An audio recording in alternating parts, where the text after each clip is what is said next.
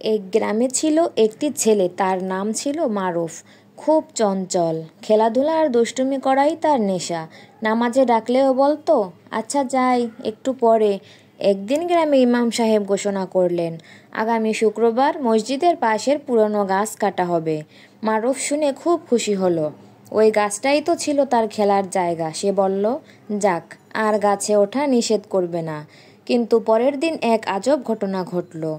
রাতের বেলা হঠাৎ একটা ঝড় আসে। পুরো গ্রামে হাওয়া, বৃষ্টি, বিদ্যুৎ সব চলে যায়। সকালে দেখা গেল মসজিদের পাশের সেই বড় গাছের একটা মোটা ডাল হঠাৎ ভেঙে পড়েছে।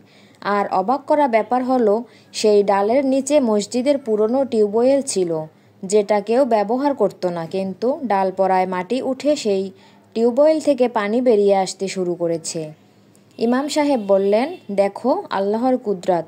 আমরা ভাবছিলাম গাছ কেটে ফেলবো, আর আল্লাহ নিজেই একটা ডাল ভেঙে এমন কিছু দেখালেন যাতে উপকার পাই আমরা। মারুফ তো পুরাই হা হয়ে তাকিয়ে আছে। ইমাম সাহেব হাসলেন। এজন্যই হাসলেন, বেটা, আল্লাহর প্রতিটি সৃষ্টি হিকমত ভরা কিছু। তুমি বোঝো না, কিন্তু আল্লাহ জানেন কোনটা কেন আছে। বন্ধুরা, এখান থেকে আমরা এটাই শিখতে পারি যে আল্লাহর প্রতিটি সৃষ্টি উদ্দেশ্যপূর্ণ। যা তোমার কাছে অপ্রয়োজনীয়, তাতে থাকতে পারে উপকার। কখনো অহংকার বা তাড়াহুড়া করো না। যা কিছু ঘটে তার পেছনে আছে আল্লাহর হিকমত।